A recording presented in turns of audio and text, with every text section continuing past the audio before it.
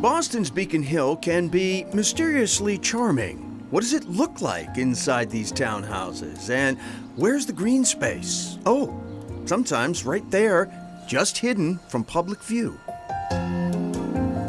It's having like your own Shangri-La in Boston. Miguel Rosales is the proud owner of this multi-level house and garden across from the much photographed Acorn Street. I really enjoy gardening. It's very relaxing for me. My job is rather stressful. This is a way for me to focus on something different. Rosales is president of Rosales & Partners. He's a renowned bridge architect known for blending beauty and functionality. One of his best-known designs, the Zakim Bridge, a cable-stayed bridge completed in 2002. It was the first bridge of that type in Boston and also in New England. It's also created a landmark. You see it from a distance, which a lot of people now relate to Boston. Rosales is used to dealing with challenges, even in his ivy-covered garden. I didn't know it was going to be such a challenge because of the shade. So at the beginning, I was planting flowers that didn't make it. Gardeners in this neighborhood learn to embrace shade. This one is a Japanese plant. It has very big leaves because it tries to capture as much light as possible. I have always been interested in plants. I was born in Guatemala, and we had a lot of greenery there.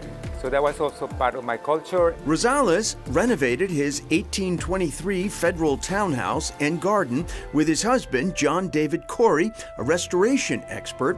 They protected this sugar maple, the only sugar maple on Beacon Hill.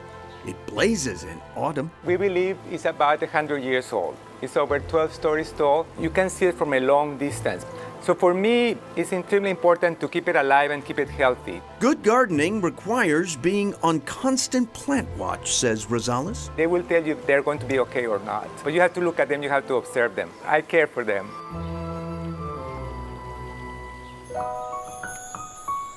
So this is the secret garden. Not far away, a smaller garden that is perfect in summer. You really end up with this kind of canopy in here, don't you? Yes. Very cool, even on a super hot day. Jean Burlingame loves her little oasis. I like to entertain out here. Frequently come out to read, or I have a coffee in the garden. It's nice to be away from the city heat and the traffic and noise.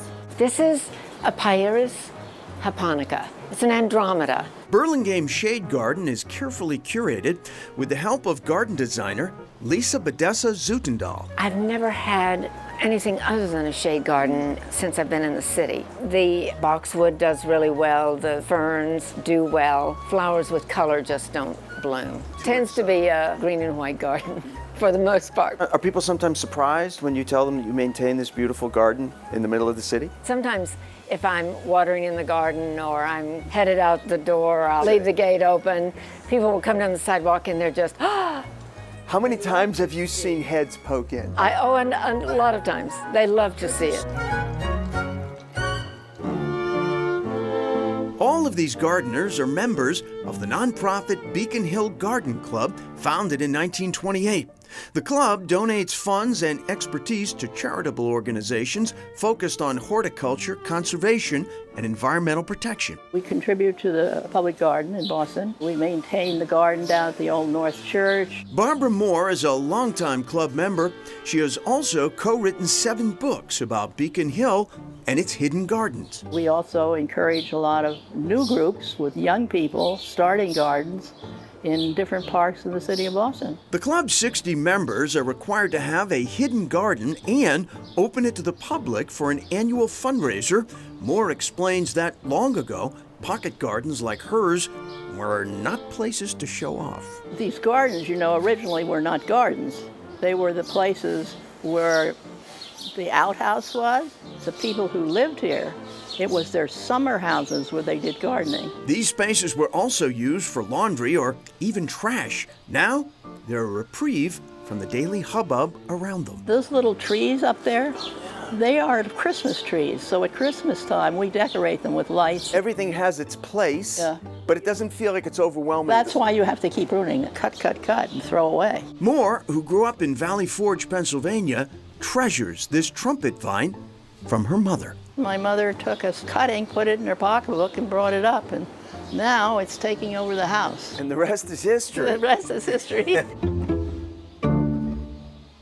And as Ted said, you can get a look at the Beacon Hill Gardens. In normal years, obviously, the Beacon Hill Garden Club opens members' gardens for one day in May as a fundraiser. And this year, though, they had a virtual tour as well, featuring 7 of the Beacon Hill Gardens. It's still streaming online. All proceeds go to various environmental and conservation organizations. Up next, tips for a robust rose garden.